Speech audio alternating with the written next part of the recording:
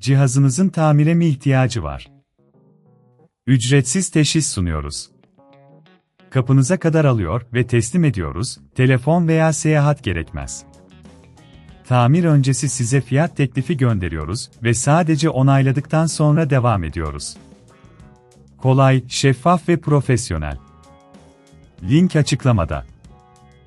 Asus UX425'te dizüstü bilgisayarınızın pilini değiştirmek için birkaç adım izlemeniz gerekecek.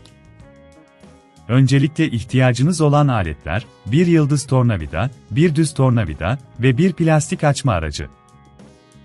Bu aletleri yanınıza aldıktan sonra, bilgisayarınızı kapatın ve güç kaynağını çıkarın. İlk olarak, dizüstü bilgisayarınızın alt kısmındaki vidaları çıkarın. Yıldız tornavida ile bu vidaları dikkatlice sökün.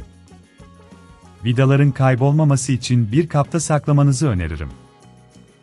Tüm vidaları çıkardıktan sonra, alt kapağı açmak için plastik açma aletinizi kullanın. Alt kapak, hafif bir kuvvetle açılmalıdır, bu yüzden dikkatli olun. Alt kapağı kaldırdıktan sonra, iç kısmı temizlemek iyi bir fikirdir.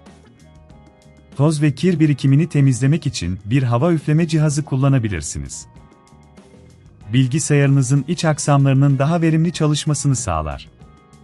Şimdi, eski pili bulup çıkarma aşamasına geçelim. Pili yerinde tutan vidaları dikkatlice sökün. Eğer bunun çok zor olduğunu düşünüyorsanız, evden alın ve teslimat hizmeti sunduğumuzu unutmayın.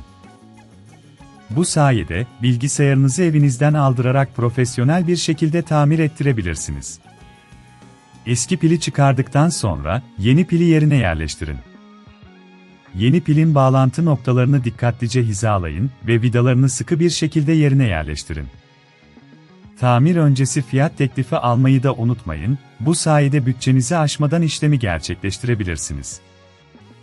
Tüm vidaları sıkı bir şekilde yerine koyduktan sonra, alt kapağı tekrar kapatın. Kapağı kapatırken, tüm kenarların düzgün bir şekilde oturduğundan emin olun. Vidaları tekrar takarken, her birini sıkıca yerleştirin ama fazla sıkmamaya dikkat edin. Son olarak, bilgisayarınızı açın ve yeni pilin düzgün çalışıp çalışmadığını kontrol edin. Eğer bilgisayarınız açılmıyorsa veya herhangi bir sorun yaşıyorsanız, telefon yok, seyahat yok, evden alım hizmetimiz ile size yardımcı olabiliriz. Uzmanlarımız, sorununuzu hızlı bir şekilde çözmek için sizinle iletişime geçecektir. Cihazınızın tamire mi ihtiyacı var? Ücretsiz teşhis sunuyoruz. Kapınıza kadar alıyor ve teslim ediyoruz, telefon veya seyahat gerekmez. Tamir öncesi size fiyat teklifi gönderiyoruz ve sadece onayladıktan sonra devam ediyoruz. Kolay, şeffaf ve profesyonel. Link açıklamada.